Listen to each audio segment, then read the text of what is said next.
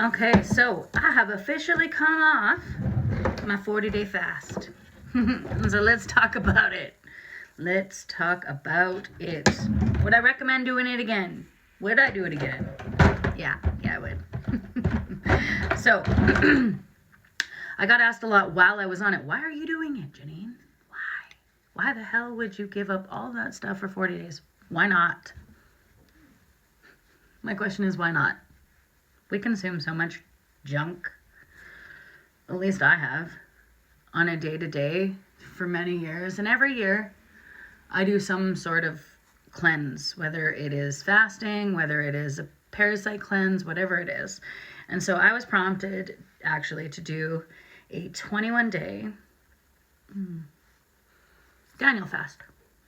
And then that transitioned into a 40-day fast with juicing. Okay? And the reasoning why that did is because I found out my mom had cancer, and she had a lump removed. She had surgery, and then she came to visit me. While she came to visit me, one of the protocols was she had to be on this fast. And I didn't want, while she was visiting me, because we haven't seen each other for a very long time, I didn't want the temptation of her having to stress out with me having all this junk food around, right?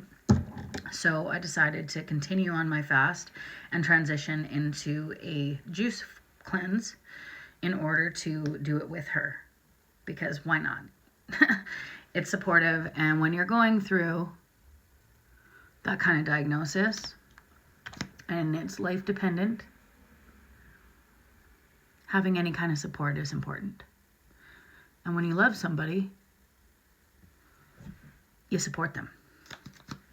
Right? So, I continued off my 21-day fast into a juice fast. What happened during this fast? Let's talk about it. Well, first and foremost, the big question, did I lose weight? Yes, I did. Was that the goal? No, it wasn't. Was it awesome? Yes, I lost 37 pounds. That's amazing.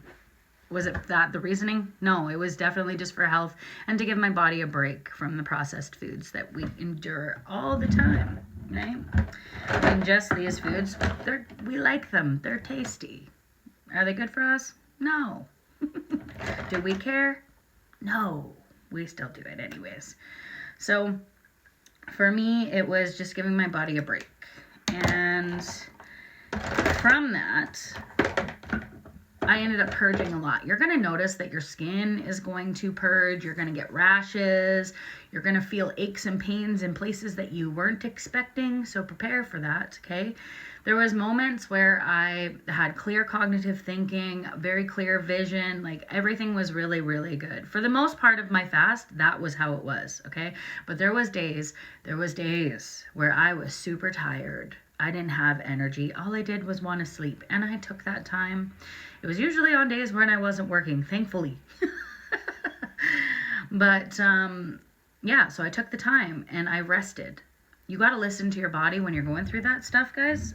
If you were fasting for any length of time, whatever kind of fast you were on, you need to listen to your body. You need to listen to it. Okay? I ended up, the worst for me was during the juice part. Okay? So on day 3 of my juice cleanse, I had extreme headache. On day 5, I was super tired and lethargic. On day 7 and day 10, my brain cognitive thinking was just, it was not there. I was at my friend's shop. I was helping her. And she's looking at me like, are you okay? No, I'm not here. I was there in body, but my spirit gone. Like, there was nobody home. Okay? I don't even know how I got there or got home. Let's be real. The cravings. Oh, the cravings. I tell you, there was days. As embarrassing as this is, I literally sat outside. I would be driving, okay? I'd be going someplace, and I would smell a smell like food wafting in the wind while I'm fasting. And of course, I like the smell of those smells. So I would sit. This is embarrassing. But I sat outside of some restaurants. And I sat there and I would tell myself, Janine, in 5 minutes, if the craving's still there, in 5 minutes, you can go eat it. I never ended up going in. Those cravings passed. But I'm telling you, those cravings, they craved. This is going to be, when you are on any kind of fast, it is going to test you, okay? Test your willpower. And you're strong enough. You are strong enough to overcome it all. Remember that. Like I said, what else? The purging. There's going to be things that you are getting rid of. You are going to be expelling a lot, okay? Out of your body. It's going to be going. You're not, when they say that that we should not be doing parasite cleanses in like North America, yeah, we should. The things that you're going to purge are going to freak the crap out of you. And we hold on to these things. We are the only culture in the world that does not do parasite cleanses, okay? We do it for our animals, though. It's got to tell you something.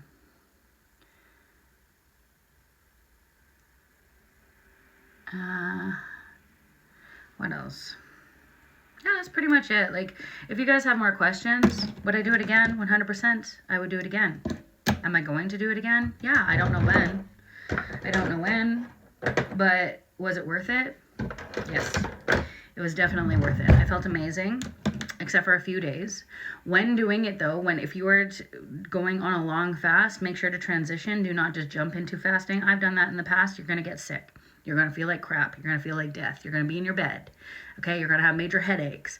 One thing too is if you have headaches though on these kinds of diets, like transitioning, it's not really a diet. It's a fast. Let's get real. It's not a diet. It's not long term. It's a fast. When you're fasting and you have headaches or your muscle spasms, take Celtic sea salt. It's going to make you feel good. Okay? There are certain things that you can do in order to help relieve those symptoms. And usually it is taking in some kind of nutrients or salt. Okay? What else? I think that's it for now. If you have any questions, feel free. Do the thing. Okay? Much love.